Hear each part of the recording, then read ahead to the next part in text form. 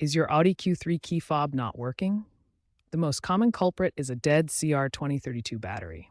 Pry open the fob with a small screwdriver and replace the battery, ensuring correct polarity.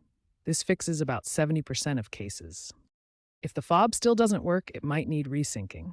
Try manually resyncing by inserting the key into the driver's door and turning it to the lock-unlock positions multiple times, or use the car's interior button to cycle the locks.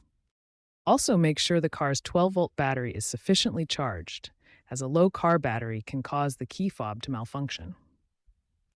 According to a 2024 survey, 65% of key fob problems are battery-related, so starting here is crucial.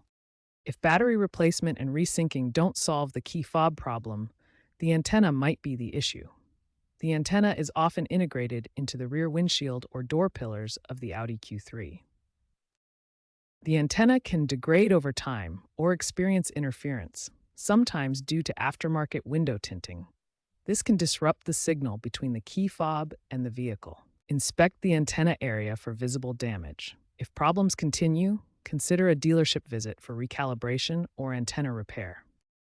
Audi offers smartphone-based keys through the My Audi app, which bypasses traditional key fob hardware. Check if your Q3 model supports this feature. As of 2025, over 30% of new Q3 sales incorporate this digital key feature, reducing reliance on physical fobs. Keep key fobs away from metal objects to avoid radio frequency interference, which is a common cause of intermittent issues. If all troubleshooting steps fail, a dealership visit may be necessary for reprogramming or antenna repair.